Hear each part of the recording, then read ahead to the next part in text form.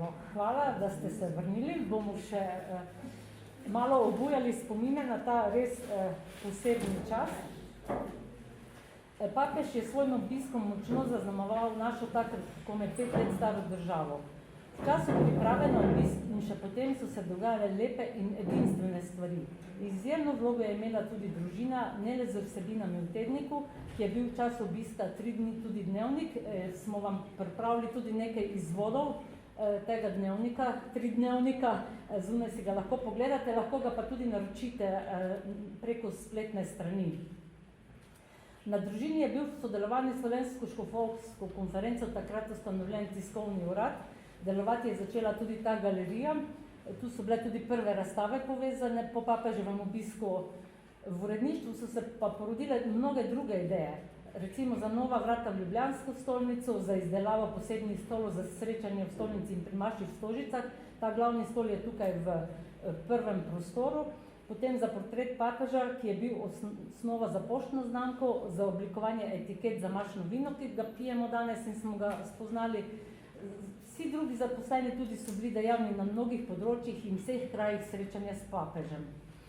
Med najbolj aktivnimi na teh srečanjih je pa bil tudi takratni urednik Franci Petrič, ki ga lepo pozdravljam. Franci, ti si bil ceremonier za oba dogodka, za srečanje v stolnici in za mašo v Stožicah. Ja, resnici na ljubo je treba povedati, da v glavnem odboru je bil za bogoslužje v Ljubljani zadolžen župnik Tone Kompare. Vendarle pač je prepustil nam, torej meni in skupini bogoslovcev, da smo se aktivirali, ker je bilo to preveč dela in župnik ima na Fari dovolj dela, se ni mogel še tako udejstvovati vseh srečanj. Recimo v pripravi na srečanje je bilo potrebno narediti celoten scenarij. Od tega, kaj bomo govorili, kje bomo govorili in koliko ljudi bo na kakšnem mestu. To je zahtevala iz varnostnih razlogov policija, to je zahteval tudi Sveti sedež in tole, kar vidite tukaj, sem prinesel recimo misal, ki ga je uporabljal Sveti Janez Pavel II pri maši v Stožicah. To sem ga jaz dobil, ker sem bil pač ceremonier za to mašo, v spomin od njegovega tajnika za liturgijo, gospoda Piera Marinija. Po maši je prišel k meni, pa mi je to izročil in se zahvalil za dobro izvedbo oziroma za vse, kar smo pripravili. Ampak da je ta misal nastal, smo morali mi v Ljubljani večkrat stvari prav temeljito pripraviti. Vsako besedilo so v Rimu pregledali in potrdili, tako da je potem in tudi oni tam v Rimu tole natiskali in to je. To je pa zraven še spominska podobica, ki so jo iz Vatikana prinesli in sem jo dobil pač noter v tem. Torej, zelo veliko je bilo priprave, zelo veliko. In moram reči, da moram iskreno priznati, da če ne bi imel dobrih sodelavcev na družini, Bogomirja Štefaniča ste brali, so že objavili na spletu, kako ima on spominek, je ravno začel in ravno papežev obisk je bila ena taka stvar, ampak je bil Jože Pavlič, Jože Zadravec, potem je bil Pavle Bratina, Marija Bratina, ki sta tamle zadej, tudi zdaj vidim Miro Dobravec in moram povedati, vsi so zelo veliko naredili in prispevali, da je lahko družina v času priprave na obisk, predvsem pa med samim obiskom, še jaz sem bil presenečen, ko kar izide prva številka dnevnika. In glejte, čestitam vam pa danes, da ustrajate, tako kot smo takrat 3 dni s papežem ustrajali, vi že 3 ure klele ustrajate. Ja, v glavnem, to, kar je poudaril že gospod Andrej Šter, duhovna priprava je bila najvažnejša in morda smo nekoliko to zanemarili, tudi danes, ko se je govorilo o teh raznih negativnih. Veste, vedno govorimo o nekih negativnih zadevah.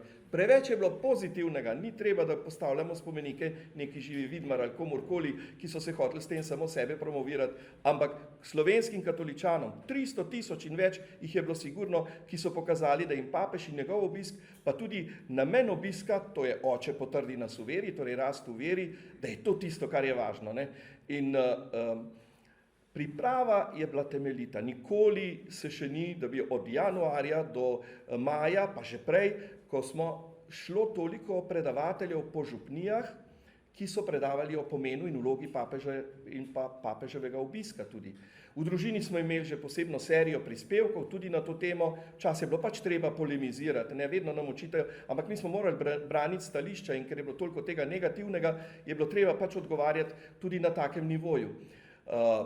Torej, ob tem, če ne bi imel takih dobrih sodelavcev, jaz ne bi mogel tega ceremoniarskega dela, torej protokolarnega dela opraviti. K sreči, mislim, da je bila ideja za dnevnik, torej to prvič povem, pobudo je dal Tone Seifert. On je imel velik smisel za to in seveda vsi smo zagrabili. Ne? Jaz ta prvi dan sem bil pač okupiran s stolnico in potem s tožicami, ampak potem smo pa res delali na vse načine in povezave iskali s fotografi, ker mi si danes ne znamo predstavljati, ko telefon vzameš pa slikaš, kako je včasih bilo to, ko si res, kot omenja tudi Štefanič v svojem, ko si iskal, kdo ti bo razvil fotografije in nisi vedel, kakšne bodo fotografije, a bodo dobre ali ne bodo dobre, ne? Pa vsi smo bili amaterji. Tako da k sreči imamo nekaj zelo dobrih fotografij, ki so jih naredili profesionalci iz civilnih krogov, so bili pač prijazni, čeprav, če so delali recimo za Delo ali pa za koga drugega, niso smeli, potem je bila konkurenčna klauzula in vendarle smo dobili nekaj vrhunskih fotografij. Torej vse to je prispevalo, ne? Ampak pa tisto ozračje v uredništvu, a veste, čez noč delati, ne? Skupaj sestavljati. Ne? In velikokrat tudi nisi vedel, a bo ravno tako, kakšen papežev govor se je tudi malo drugače izgodil, kot je bilo v družini že objavljeno. Ne? Ampak to so take stvari, ki po svoje so simpatične danes, ko jih gledamo. Gospod Andrej je prej omenil tudi v govoru en moj komentar, ki je zbudil tak pravi, da je luciden, no, sem hvaležen. Zbudil je res veliko reakcijo. Namreč, kakšen namen ima papežev obisk, je bil moj namen in sicer komentar je pa naslov Čakajoč na Janeza Pavla II. Ne? Čakajoč na Godoja sem malo hotel. In šlo je pa za to, da pač zbudim javnost in da se zamislimo, kaj sploh hočemo od tega obiska. Ali bo to samo potrditev navidezno dobrih odnosov z državnimi oblastmi, ki pač niso bile nič naklonjene, nobena zadeva se ni rešila, pomislite, Vatikanski sporazum dobimo šele 2001, ne pa recimo v tistem času, in polno drugih zadev, ne denacionalizacija, ne, in še kaj drugega. Torej, tako kot doživljamo danes tranzicijsko levico, ki na vse, kar je v bistvu povezano s cerkvijo, z vero, ali pa s ta pravo demokracijo pravzaprav demonizirajo ali pa ustvarjajo predsodke. Ne? In isto se je dogajalo tudi takrat, nič ni drugače. No, ampak moje delo v zadnjih tednih je bilo pa pravzaprav povezano s tem, kako papežu predstaviti čim bolj slovensko vse skupaj. Od ljudi, ki bodo nastopali, čisto vsakega smo pretehtali, kdo bo lahko berilo bral, kdo bo recimo bral, kakšno kostumografijo bomo uporabili. Zato smo dobili očitek od tedanjega ekonoma Mariborskega, ne bom omenjal imena, da zapravljamo denar, ker smo naročili sedeže. Ne? Mi smo si pač rekli, bomo sedeže in Tone Suhadolc je naredil odličen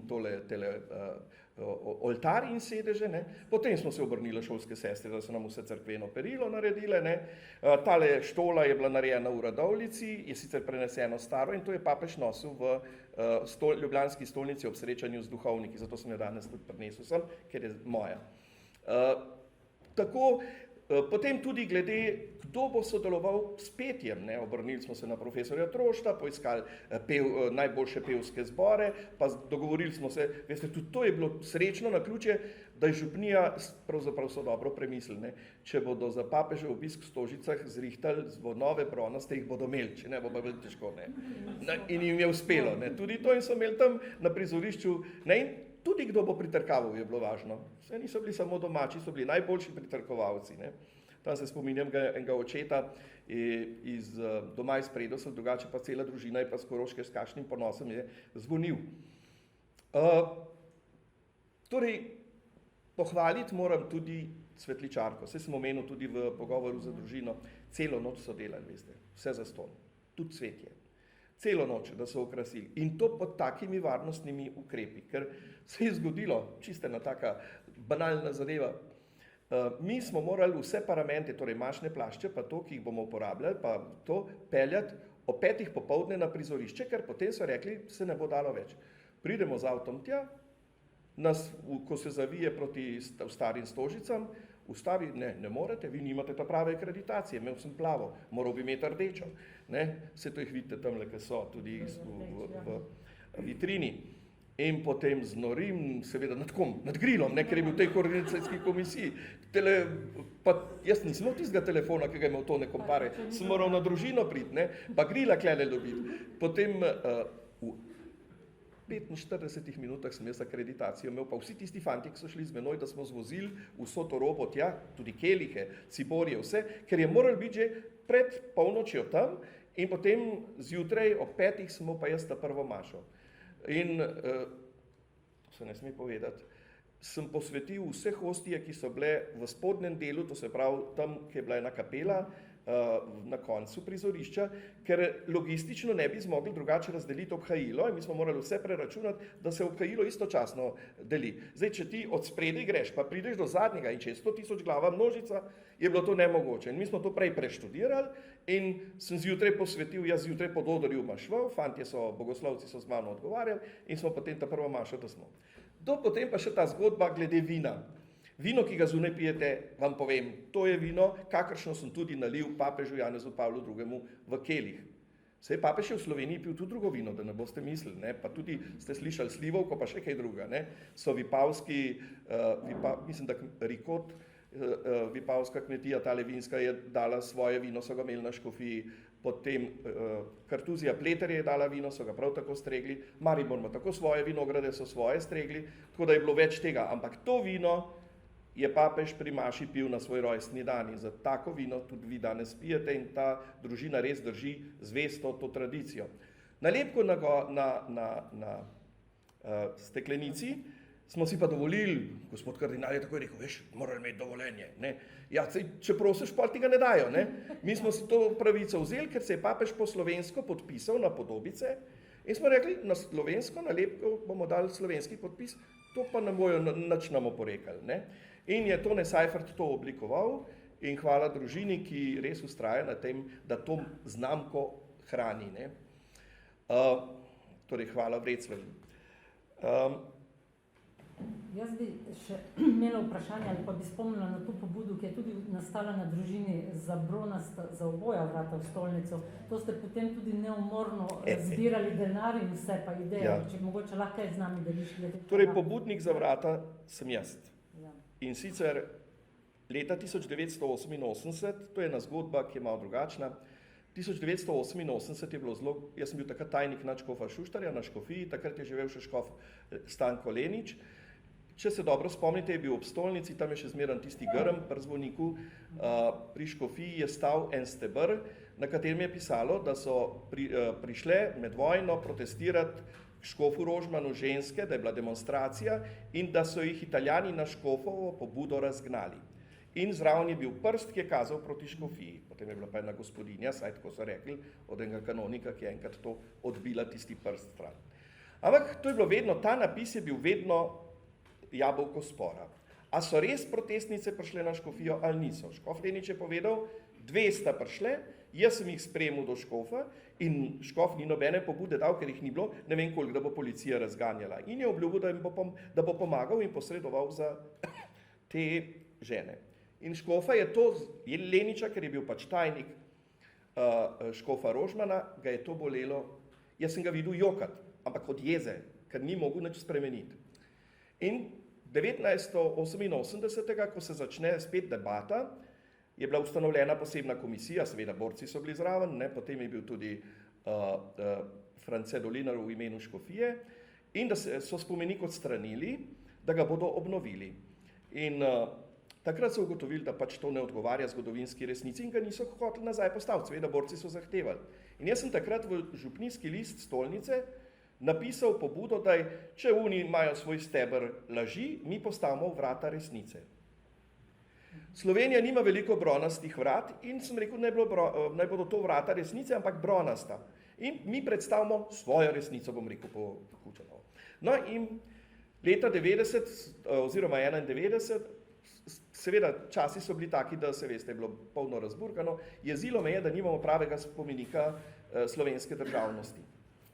In ko smo zaključili redakcijo družine, ponavadi sva s Tonetom ali pa še s kom drugim, tudi Manica šla poj kasneje, sva šla kam na kosilo, na večerjo, da sva se nagradila. In takrat sva šla k Žabarju in jaz to Tonetu razložim ti, kako bilo fajn za papežev obisk, da bi mi bronasta vrata postavili. Veš, kako je bilo to imenitno? Pa damo slovensko zgodovino. In Tone Seifert je vzel servet na mizi, pa je začel skico delati, kako bi to izpeljali. pa kjerga umetnika bi dali. Ne. Zdaj, če damo javni razpis, je težko, poj mora biti komisija, pa to se traja, časa pa ni bilo dosti, ker to je bilo res januarja, morda februarja, ne, maja je bil pa obisk. In potem, ali pa še morda, ja, kaj takega. In potem pride Janez Pogačnik, ki je bil takrat nekakšen mentor, ali pa ne vem, kaj bi rekel, župnik Trnovski, če ne veste, kulturnik, je bil povezan z Novo revijo in mu jaz tole razložim in on je bil kar navdušen. In potem pa seveda, hvala Bogu, da je bila družina, ki je medijsko to podprla in tudi stala zadnje, ne? Ker to je bilo pa res veliko. Jaz sem pisal pisma vsem, denarja ni bilo, ne?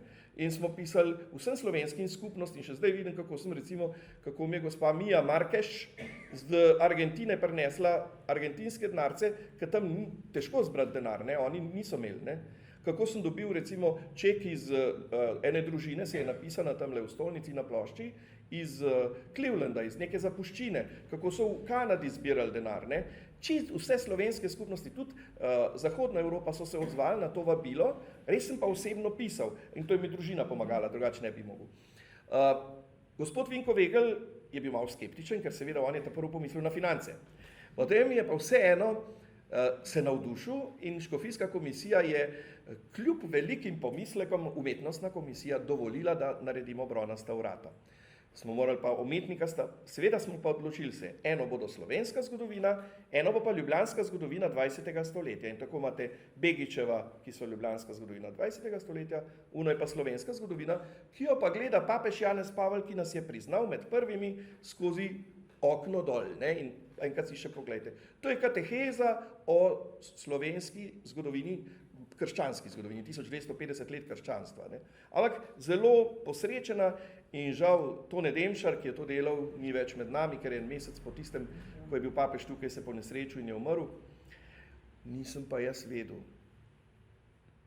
Begič pa Demšar sta se zmenila in sta tiste tri, ki smo bili najbolj gonilna sila, upodobila na vratih. Ne? Tako da sem jaz odkril šele to poj, enkrat mi je pokazal nekdo. Poglejte si, pa če me odkrijete, boste videli. Ampak v glavnem.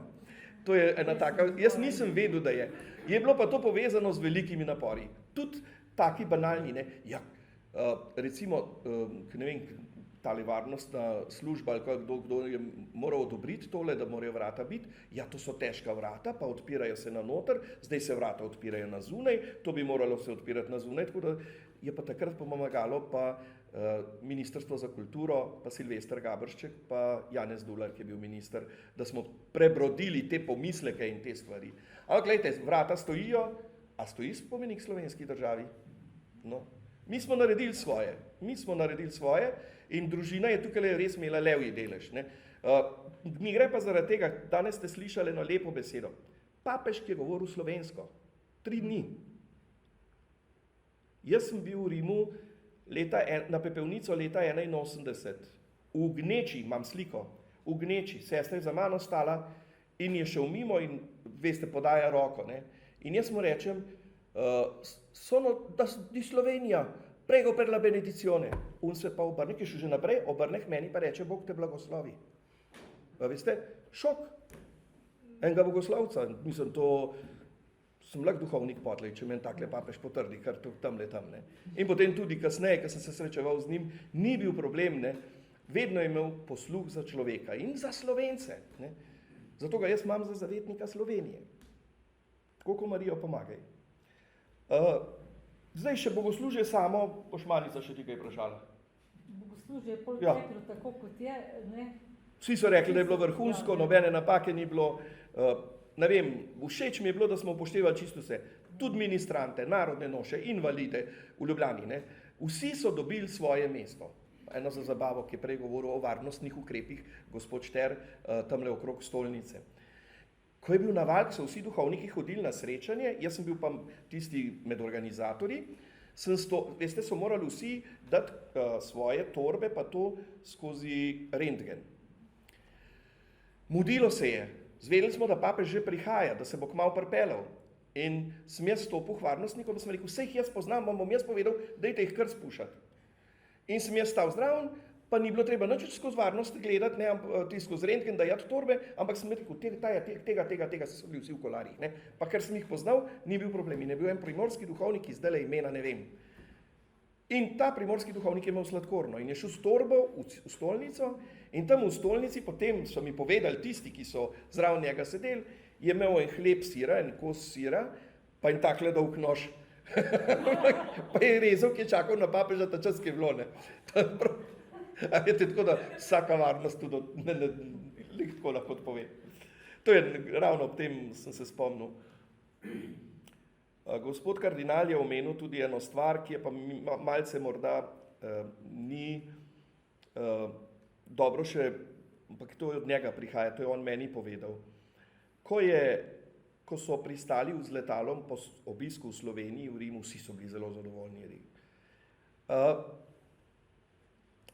Je rekel, vidiš, ki je kardinal rekel, ja, smo majhen narod, pa tako, pa kardinal ne mara tega govoriti, da smo majhen narod, ampak takrat je rekel, smo majhen narod, pa nam je uspelo.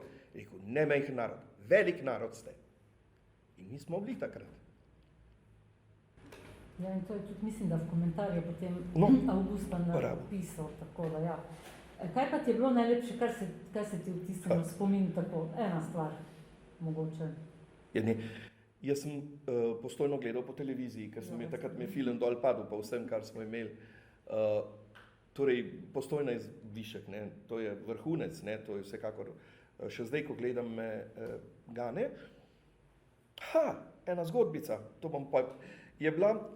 mi je pa škof Metod Pirih povedal, ne? Ko sta šla po stopnicah gor v Postojni, a se spomnite, kakšen lep sedež so imeli oni, en baročen, ne? Ta je iz koprske stolnice. Je pa rekel papež, ti imaš pa velik tron, taga pa še jaz v Rimu nimam. Tako, to je Metod mi povedal sam, škof Metod. Drugače, torej, meni se zdi pomembno to, ki je rekel papež, ima vas rad.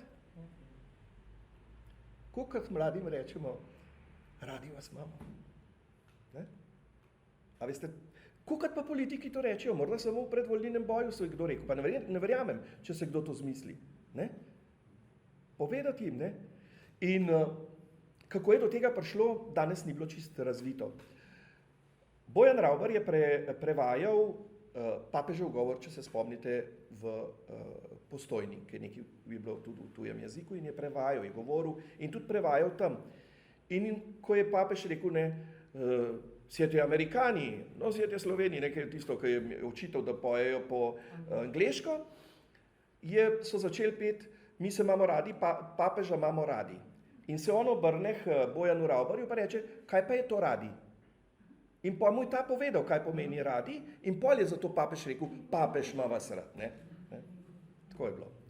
To je ena taka stvar. Vi ste zelo prisrčeni, ja. Z srcem tukaj, ne samo tako protokolarno. Potem ima ena stvar, tamle dve pesmi sta, ki se dobro, če veste, ali pa da gre v zgodovino, sicer v družini je napisano. Otroci na škofiji, to so bili iz vseh župnij centra, ampak predvsem Uršulinke, pa torej takrat župnija Svete Trojice, ki zdaj ni več, so peli pesem Jaz sem otrok Marijin, pa Jezus moj ljubim te. Ja. So bili taki... Lepi trenutki, ja veste, je bil pa adrenalin tak, da nepozaben, ne, saj ste vsi malo to čutili. Je pa res, da družina je tukaj naredila veliko, na vseh področjih, tako informativnem, pa tudi ta preskok, da smo imeli še tiskovni urad potem, da smo časopis začeli, da je res funkcioniral 100 na uro in vsi smo stali za tem. Potem pa še, da smo galerijo odprli in da je potem galerija tudi imela razstavo o Stolniških vratih, da sta oba umetnika tukaj nekatere dele razstavljala, mislim, nepozabno. In potem 3 tedne po obisku. Hvala, Manica, ja.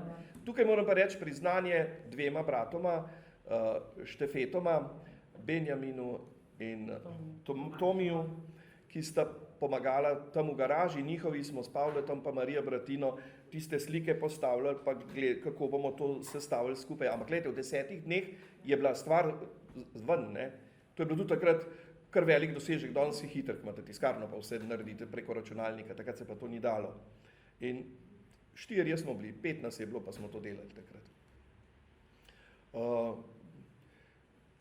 Glejte, tudi vse, kar se je dogajalo pozneje, se mi zdi, da je sad tega obiska, ne, Konec koncev, tisti obisk 99. leta v Mariboru je pravzaprav samo še dodan dan tem 3 dnem, ker tisto, kar papež ni mogel na noben način takrat, ko bi rad razglasil Slomška, je pač prišel posebej. Tudi omenjal je gospod Šter, gospoda Faleža. Brez njega tega obiska, obeh obiskov ne bi bilo. To moramo vedeti. To je tako kot gospod Rebernik, ki smo ga zdaj pokopali, je tudi on med tistimi najbolj zaslužnimi. Se pravi, če tako skleneva, ta obisk je bil potrditev veri, pomoč za samozavest kristjanov po dolgih letih zatiranja. Ja, sej, zatiranja, to imamo še zmeraj lahko v vsaki družbi, ne? Ampak res, je pa to dvignilo, je pa samozavest, en pogum dalo in mislim, da lejte, še zdaj iz tega živimo na nek način.